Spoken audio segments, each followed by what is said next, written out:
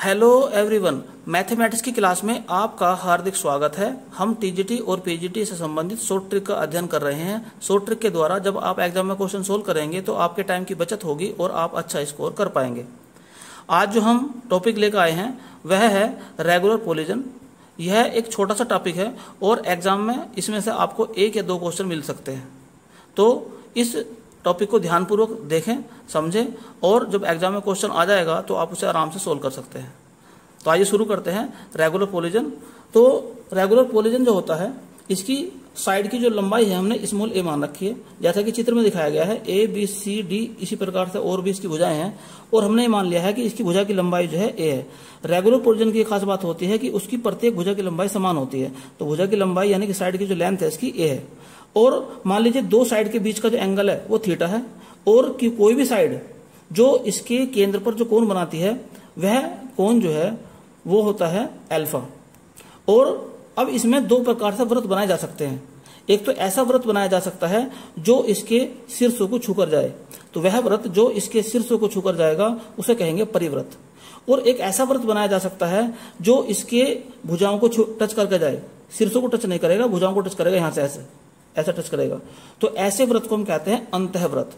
जो अंतःवृत्त है उसकी त्रिज्या स्मॉल आर है और जो परिवृत्त है उसकी त्रिज्या कैपिटल आर है। तो यहाँ पर आपको 4 बात समझ में आ गई होंगी कि थीटा क्या है, 2 साइड के बीच का कोण है, ए क्या है, उसकी जो बहुभुज है यानी कि पोलिजन है उसकी भुजा की लंबाई है, और स्मॉल आर क्या है, जो अंतःवृत्त है उसकी त्रिज्या है, और कैपिटल आर बाह्यवृत्त की त्रिज्या, और अल्फा क्या है, प्रत्येक भुजा द्वारा केंद्र पर बना कोण। चलिए इसके संबंध में कुछ और बात देखते हैं अभी। तो जैसा कि चित्र में दिखाया गया है, 2 साइड के बीच का कोण यानी कि दोनों भुजाओं के बीच का अंतः कोण थीटा। तो थीटा ज्ञात करने के लिए इस ट्रिक का इस्तेमाल करेंगे कि थीटा बराबर n-2/n और बाहर लगा देंगे पाई।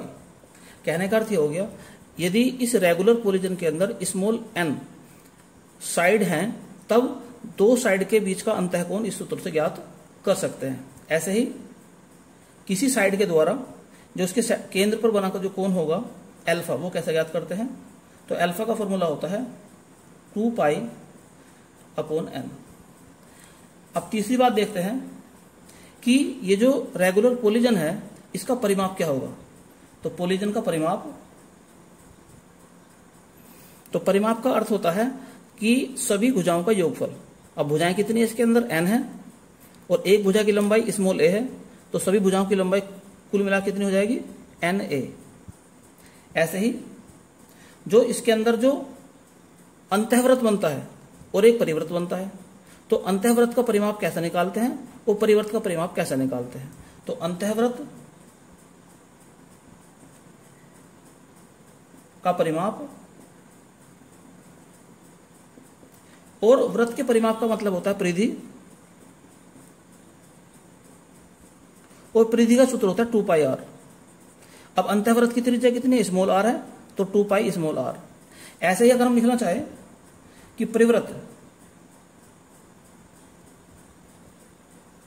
का परिमाप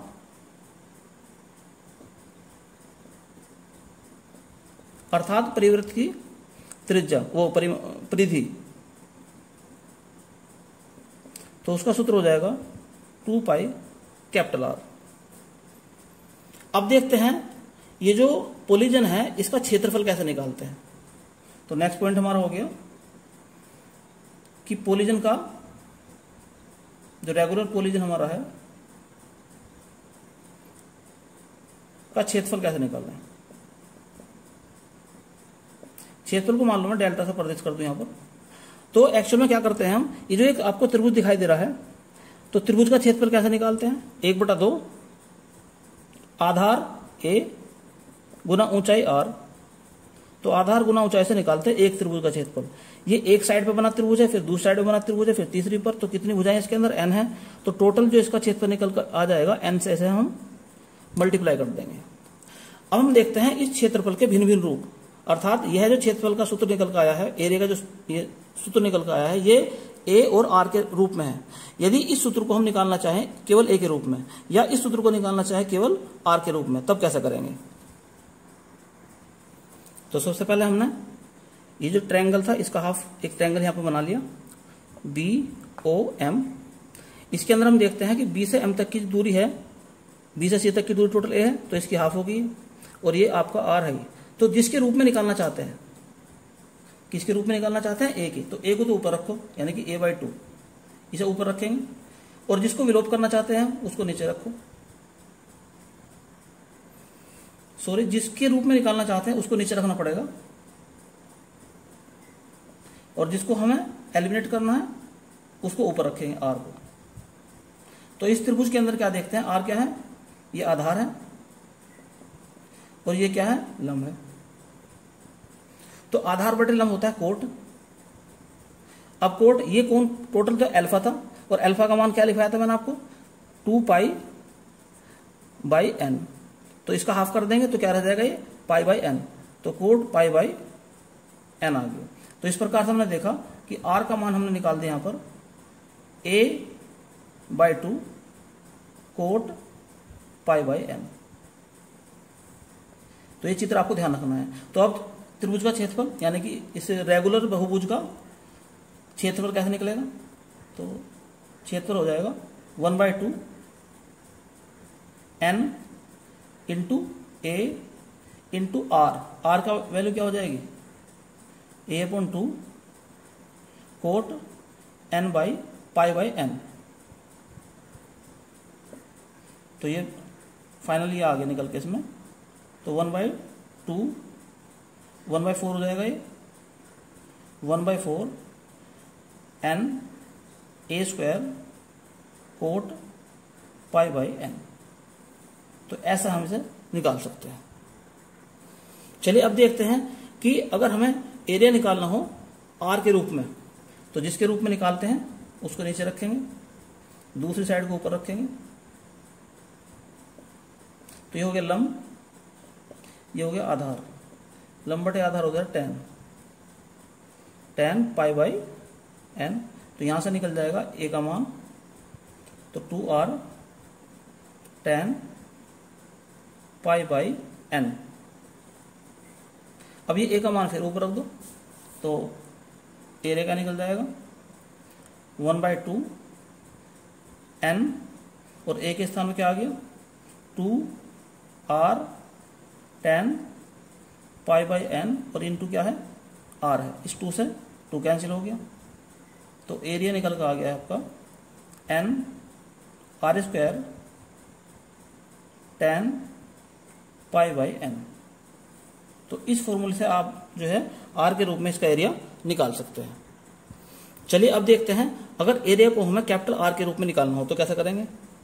यानी कि अब की बार हमें ए और आर दोनों ही एलिमिनेट करने पड़ेंगे। तो इसके लिए क्या करना पड़ेगा, हमें पहले निकालते हैं हम, जिसको एलिमिनेट करना हो उसको ऊपर लिखो। मान लो आर को एलिमिनेट करना है, तो आर अपॉन, यहाँ ये कैपिटल आर है, तो कैपिटल आर के रूप में लेकर आना है, तो उसे नीचे लिख दो। तो ये तो हो गया आपका आधार, और ये हो गया आपका करण। तो आधार बटे करण ये होता है आपका कोस, तो कोस पाई बाई एन। तो इस प्रकार हम ये कह सकते हैं कि स्मॉल आर का मान आ गया capital R into cos pi by N. अब हमें ए एलिमिनेट करना है, तो जिसको एलिमिनेट करना है उसे ऊपर लिखेंगे, तो a/2 अपॉन आर, तो यानी कि लंब बटे करण, और लंब बटे करण होता है साइन पाई बाई एन। तो यहां से हम निकाल सकते हैं ए का मान, तो ए आपका आ जाएगा 2r sine pi by N. अब ए और आर के मान ऊपर रख दो, तो एरिया क्या आ जाएगा निकल के 1/2 n इंटू ए का मान कितना है 2r sine pi by N into R cos pi by N. इस 2 से 2 कैंसिल हो जाएगा, तो क्या मिला हमें n R square sine pi by N into cos pi by N.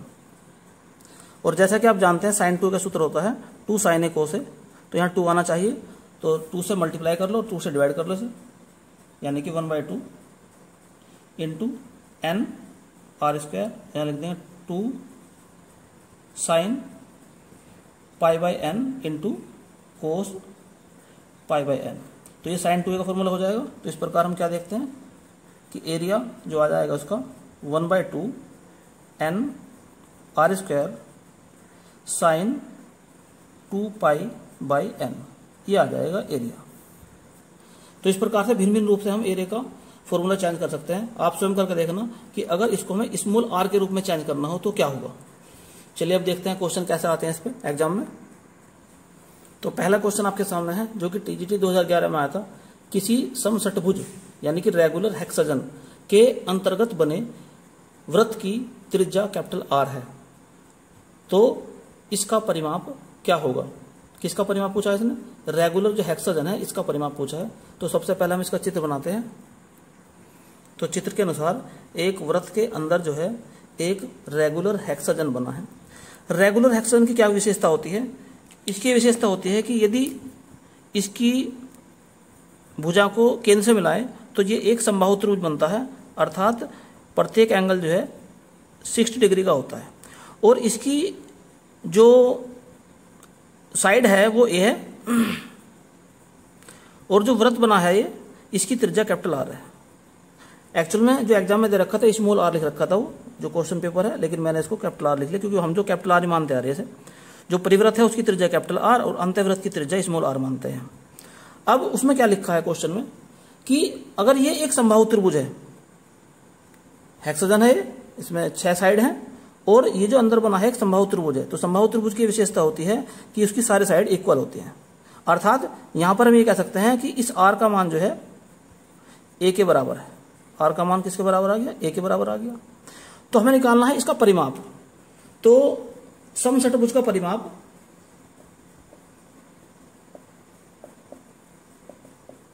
समषटभुज का परिमाप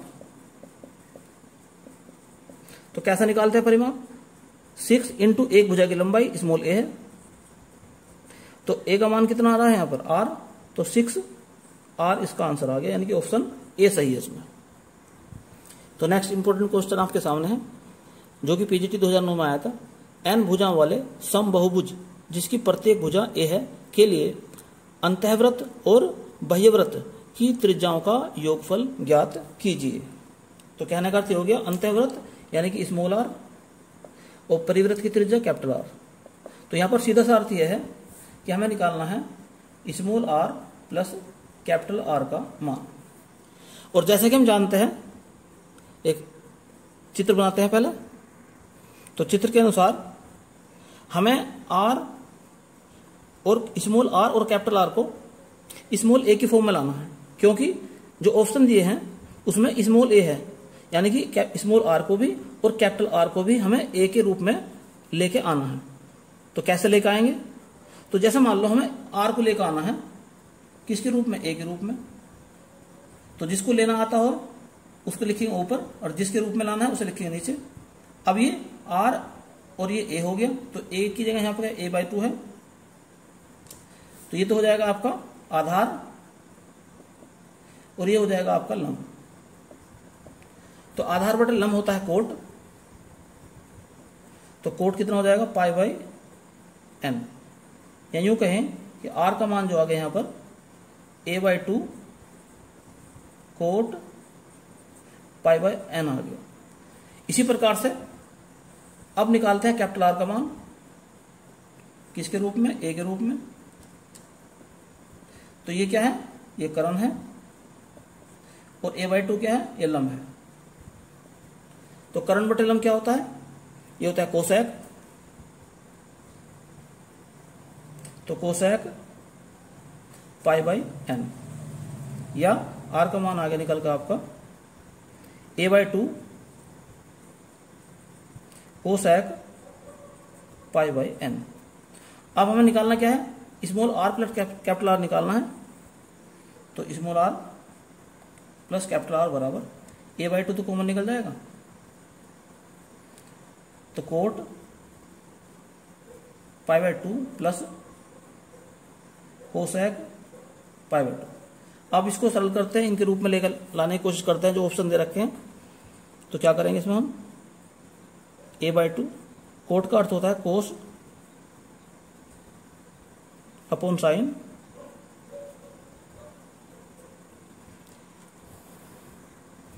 ये है π/n, ये भी π/n था, यहां पर भी π/n है, यहां पर भी π/n है। आगे चलो 1 अपॉन साइन π/n, तो अब क्या हो जाएगा ये a/2 कोस π/n प्लस 1, नीचे हो गया आपका साइन π/n।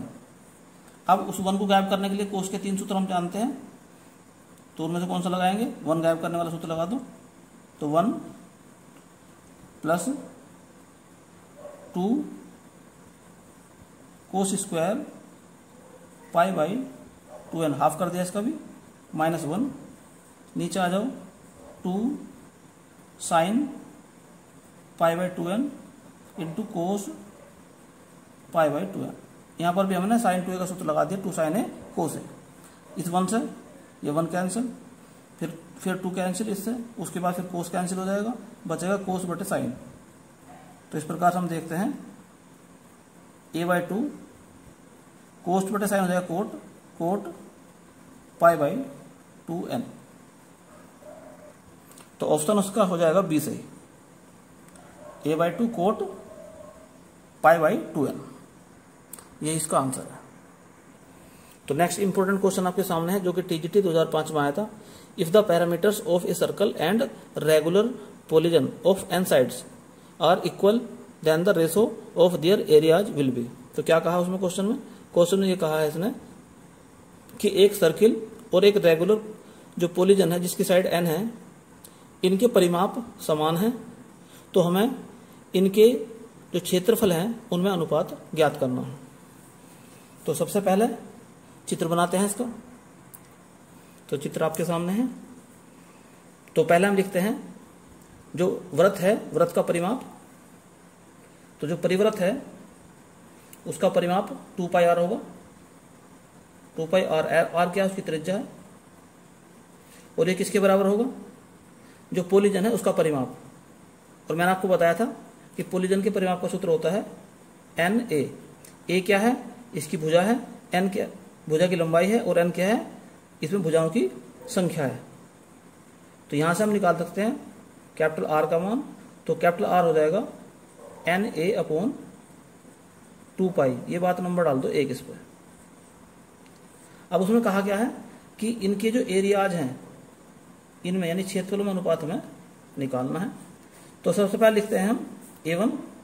A1 का अर्थ है सर्किल का क्षेत्रफल। तो सर्किल का होता है πr², और r का मान रख दो यहां पर। तो πNA/2π का स्क्वायर, या क्या हो πA² n²/4π²। तो पाई तो इसका कैंसिल हो जाएगा, तो क्या बचेगा यहां पर केवल A² n²/4π। इक्वेशन नंबर चाहो तो दो डाल दो इस पर। अब लिखते हैं हम A2। A2 का अर्थ है जो रेगुलर पॉलीगन है इसका क्षेत्रफल निकालना है। तो क्यों ना पहले एक त्रिभुज का क्षेत्रफल निकाल लें, जो कि पूरा, ये तो हाफ त्रिभुज बना है, जो पूरा त्रिभुज बना था इस प्रकार से बना सकते हैं उसे। तो उसका क्षेत्रफल क्या हो जाएगा, ये हम शुरुआत में बता भी चुके हैं, उसे n से मल्टीप्लाई कर देंगे, अर्थात n × 1/2 × a × r। तो ये तो एक उस जो त्रिभुज बना था उसका क्षेत्रफल है, और n से मल्टीप्लाई कर दिया इसमें हमने। अब क्या काम करते हैं, हमें निकालना है अनुपात। तो A1/A2 लिखेंगे। A1 कितना है, ये आपके सामने है, A² n²/4π। और इसे मैं ऐसे लिख सकता हूं NAR/2, और यहां उल्टा हो जाएगा, ये 2 ऊपर और NAR नीचे। अब यहां से A कैंसिल, n की एक पावर कैंसिल, 2 से ये 2 कैंसिल हो जाएगा। तो क्या बचेगा AR या AN अपॉन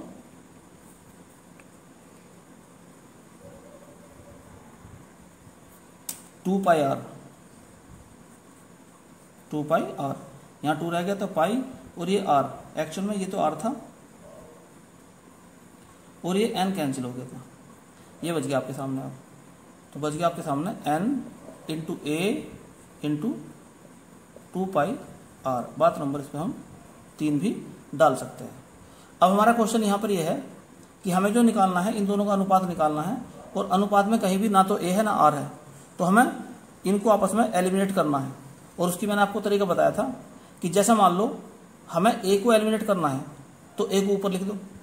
तो यहां से निकालते हैं हम, a को एलिमिनेट करना चाह रहे हैं तो a/2 ऊपर लिखेंगे और साथ में क्या है, r है, इसे नीचे लिख देंगे। तो ये हो जाएगा लंब बटे आधार। तो लंब बटे आधार क्या होता है, tan होता है, तो tan π/n, या यूं कहें कि a/r बराबर हो जाएगा 2, ये 2 इधर हो जाएगा, tan π/n। और यहाँ पर ये a/n ही तो है, तो इसमें मान रख दो ये, तो कितना था ये, n/2π, और यहाँ पर ये मान रखेंगे जब हम, तो 2 इंटू tan π/n, इस 2 से ये 2 कैंसिल, तो इसे ऐसे लिख सकता हूँ मैं, tan π/n अपॉन π/n, या tan π/n अनुपात π/n। अब इसका मिलान कर लेते हैं कौन सा सही है इसमें ऑप्शन। तो पहला ही ऑप्शन इसमें सही है, तो इस प्रकार से इसका ऑप्शन ए सही है। तो नेक्स्ट क्वेश्चन आपके सामने है, उसमें लिखा है ए रेगुलर पोलिजन ऑफ 9 साइड्स। तो रेगुलर जो पोलिजन है उसके अंदर साइड कितनी है, 9 है, या 9 साइड है उसके अंदर। ईच ऑफ लेंथ, यानी कि साइड की लंबाई जो है वो 2 दे रखी है, और यह जो है एक सर्किल के अंदर है,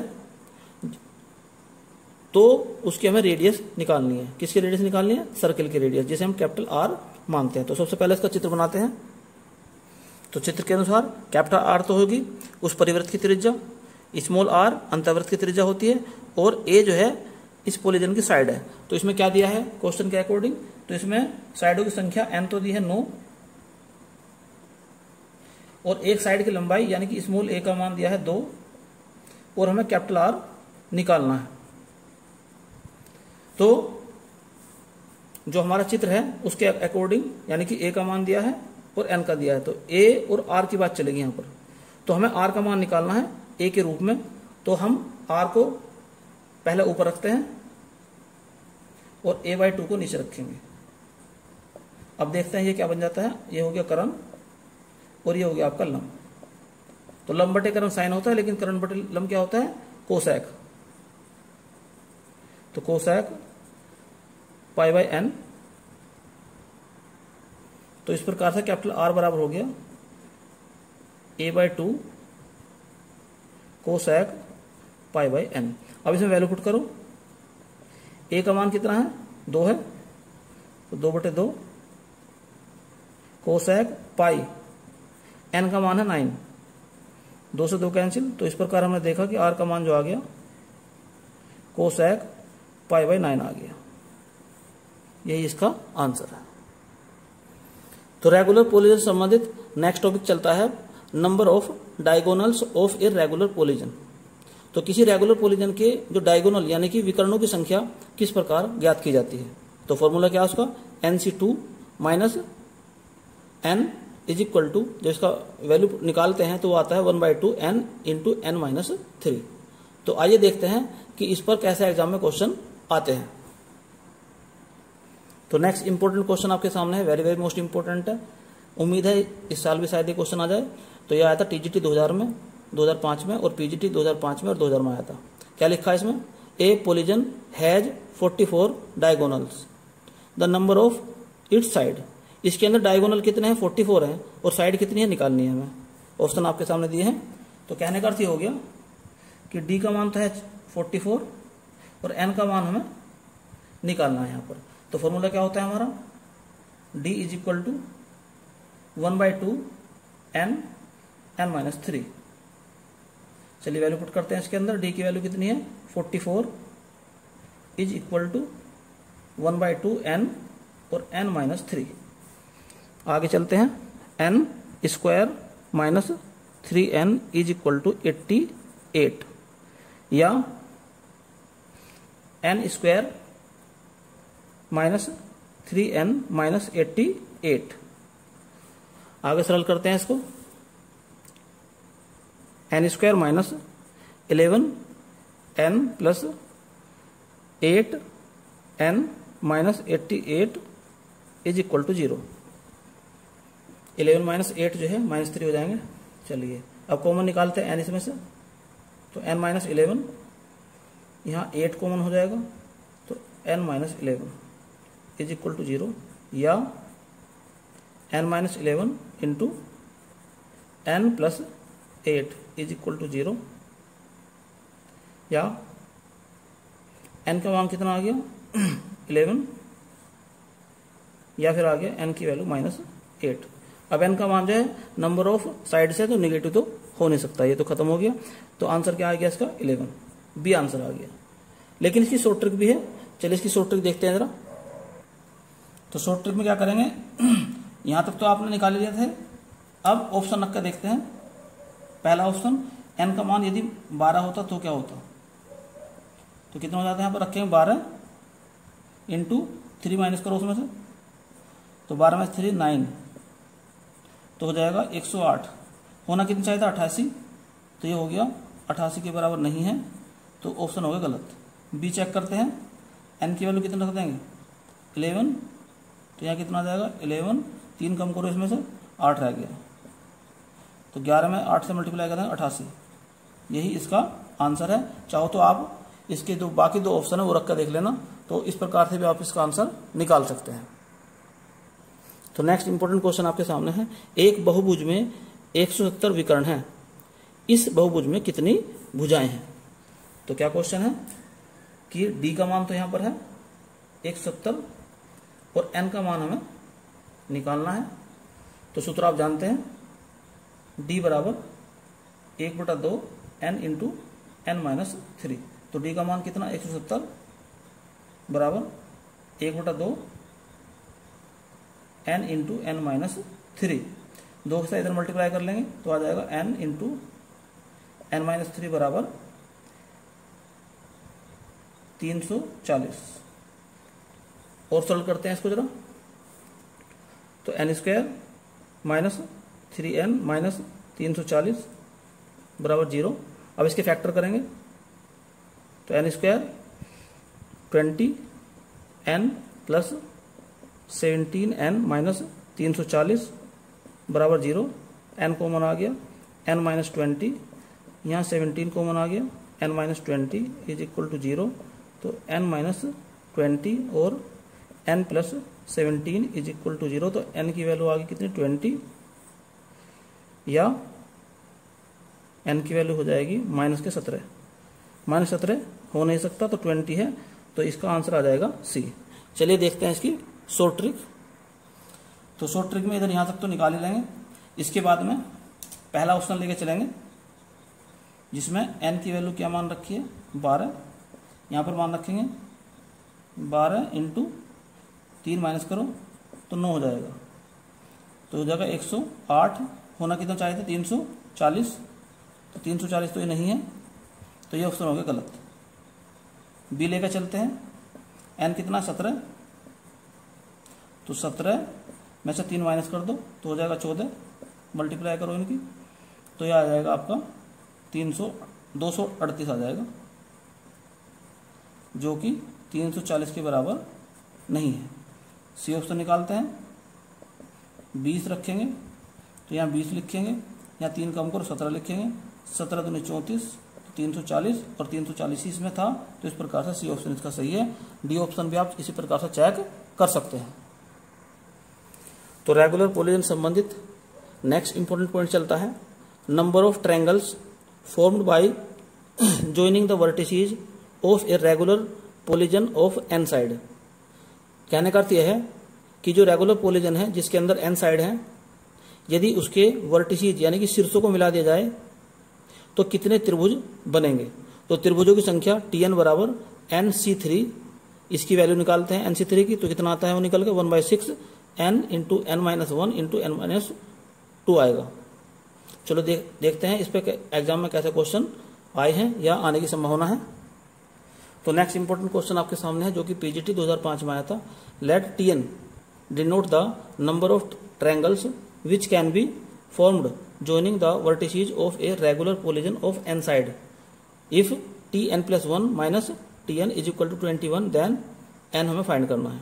तो क्या लिखा है इसमें कि Tn जो है वो इस बात को रिप्रेजेंट करता है कि एक रेगुलर पॉलीगन में जो त्रिभुज हैं उनकी संख्या को रिप्रेजेंट करता है, और यदि Tn+1 माइनस Tn का मान जो है 21 के बराबर हो तो n का मान हमें निकालना है। तो सबसे पहले हम लिखते हैं Tn का मान। तो Tn का फॉर्मूला आपको बताया था अभी 1/6 n माइनस 1 n माइनस 2। अब निकालो Tn+1, तो 1/6 n की जगह रख देंगे n+1, तो यहां पर भी रख देंगे n+1, यहां पर भी रख देंगे n+1।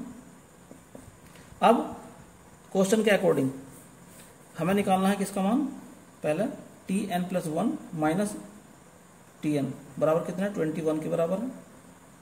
तो Tn+1 की value 1/6 n+1 n minus 1 minus, और Tn की वैल्यू है 1/6 n minus 1 n minus 2 is equal to 21। 6 को इधर ले जाएंगे उठा के, तो और यहां से कॉमन निकाल देंगे। क्या कॉमन निकलेगा, यहां से n निकल जाएगा, दोनों में n है, और n माइनस 1 निकल जाएगा। तो n into n minus 1 common निकल गया, यहाँ क्या रह गया n+1 माइनस n माइनस 2, और इधर कितना हो जाएगा 21 इंटू 6, तो ये हो जाएगा आपका, इसको भी ऐसे रहने दो। चलिए अब करते हैं हम n माइनस 1, यहाँ कितना हो जाएगा n से तो n कैंसिल हो जाएगा, ये हो जाएगा प्लस का 3 हो जाएगा, ये इज इक्वल टू 21 इंटू 6, 3 से ये कैंसिल हो जाएगा, 2 आ जाएगा, तो n² minus n is equal to 42, या n² minus n minus 42 is equal to 0। तो यहां से सरल करते हैं। सरल करने के बाद n का मान जो आ गया या तो 7 आ गया, या n का मान आ गया -6, तो -6 तो हो नहीं सकता, तो n का मान कितना आ गया, केवल 7। और यहां पर करने के बाद में जब यहां पर आ गए थे आप, तो ऑप्शन रखे n का मान आप जो शॉर्ट ट्रिक से भी निकाल सकते हैं, तो यहां से आपकी थोड़ी कैलकुलेशन ये बच जाएगी। तो नेक्स्ट इंपॉर्टेंट क्वेश्चन आपके सामने है जो कि टीजीटी 2005 और 1999 में आया था। इसमें लिखा है the number of triangles whose angular points are at the angular points of a given octagons but none of whose sides are the sides of the octagons. इसमें ये बात लिखी है कि जो एक ऑक्टागन है उसके अंदर कितने ट्रायंगल बनेंगे। पहले इसकी बात से देखते हैं कि ऑक्टागन का अर्थ हो गया कि इसके अंदर साइडों की संख्या है 8। हमें पहले ट्रायंगल निकालने हैं Tn, पहले ये बात निकालते हैं ना। तो Tn का फॉर्मूला क्या होता है, Tn is equal to 1/6 n minus 1 n minus 2, तो 1/6 8 7 6, 6 से 6 कैंसिल हो जाएगा, ये आ गया 56। अब बात क्या लिखी है उसमें, साथ में ये बात लिखी है कि उन त्रिभुजों को हटा दो जो इस ऑक्टेजन की साइड से बने हुए हैं, उनकी संख्या में माइनस करनी है इसमें। तो साइड कितनी है इसमें, साइड है इसमें 8, तो 8 इसमें से माइनस कर दो, तो कुल मिला कितना आ जाएगा, तो इसमें 8 इसमें से माइनस करेंगे तो आ जाएगा 48, अर्थात कुल जो ट्रायंगल बनेंगे वो बनेंगे 48। तो इसका ऑप्शन आ जाएगा नन ऑफ दीज। चलिए एक और इंपोर्टेंट पॉइंट समझते हैं। एक समबाहु त्रिभुज की भुजा n सेंटीमीटर या n मीटर की है, इसे काटकर कितने समबाहु त्रिभुज बनाए जा सकते हैं। तो समबाहु त्रिभुजों की संख्या हो जाएगी n²। इसे थोड़ा सा और विस्तार पूर्वक समझने की कोशिश करो कि जैसे मान लो एक समबाहु त्रिभुज है जिसकी भुजाएं 2 सेंटीमीटर की हैं, तो अगर 2 सेंटीमीटर की है तो ये भुजा 2 सेंटीमीटर की है, 2 सेंटीमीटर पर निशान लगा लो, 1 सेंटीमीटर ऊपर 1 नीचे, इधर भी निशान लगा लो, इसको ऐसे मिला दो। अब एक मिडिल पॉइंट यहाँ 1 सेंटीमीटर, यहाँ भी 1 सेंटीमीटर आ गया, तो इसको यहाँ से मिला दो, ऐसे इसको यहाँ से मिला दो। तो ये कितने हो समबाहु त्रिभुज 1, और यहाँ कितने बन गए 1 2 3, तो यहाँ हो गए 3। तो कुल मिला कितने हो जाएंगे 1 + 3 = 4, यानी कि n स्क्वायर, n क्या है 2 है, तो 2 का स्क्वायर हो जाएगा 4। इसी प्रकार से वो चेक करके देख लो, अगर हम 3 सेंटीमीटर भुजाओं का लें 1 2 3 हो गया, 1 2 3 ये भी, 1 2 ये भी 3 हो गया। पहले ऊपर मिला दो ऐसे, फिर यहाँ से मिला दो इसको। अब इसमें भी मिडिल पॉइंट करो इसको यहाँ, तो यहाँ से मिलाओ इसको यहाँ से मिलाओ, ऐसे ही इसको पहले यहाँ से मिलाएंगे, फिर यहाँ से, फिर यहाँ से, और फिर इसको यहाँ से मिला देंगे। तो यहाँ कितने बने ट्रायंगल समबाहु त्रिभुज 1 बन गया। यहाँ कितने बन गए 1 2 3 बन गए यहाँ पर, और यहाँ बन गए 1 2 3 4 5, यहाँ 5 बन गए। तो कुल मिला कितना होगी 1 + 3 + 5 = कितने हो जाएंगे 9 हो जाएंगे। या तो 3 सेंटीमीटर की भुजा थी तो 3 का स्क्वायर हो गया, या कह लो n का स्क्वायर। तो इस प्रकार से जो है n के स्क्वायर के हिसाब से ही ये आती हैं। तो देखिए आज देखते हैं कि एग्जाम में इसका क्वेश्चन कैसे आया है। तो क्वेश्चन आपके सामने है जो कि TGT 2004 में आया था। There is an equilateral triangle of side 5 centimetre. तो एक इक्विलैटरल ट्रायंगल है जिसकी साइड जो है वो 5 सेंटीमीटर की है। तो क्या पूछा है इसमें, the maximum number of equilateral triangles of side 1 centimetre. तो क्या कहा है इसने कि 1 सेंटीमीटर भुजा वाले इसमें से कितने मैक्सिमम समबाहु त्रिभुज बनाए जा सकते हैं। तो सबसे पहले क्या देखते हैं कि भुजाओं की संख्या कितनी है, यो कितने सेंटीमीटर की है 5 सेंटीमीटर की है। तो कितने बनेंगे इसमें से n का स्क्वायर यानी कि 5 का स्क्वायर यानी कि 25। तो ऑप्शन हो जाएगा इसका ए सही। तो उम्मीद करता हूं सभी क्वेश्चन आपको अच्छी तरह समझ में आ गए होंगे। आप इस वीडियो को अधिक से अधिक लाइक और शेयर करें।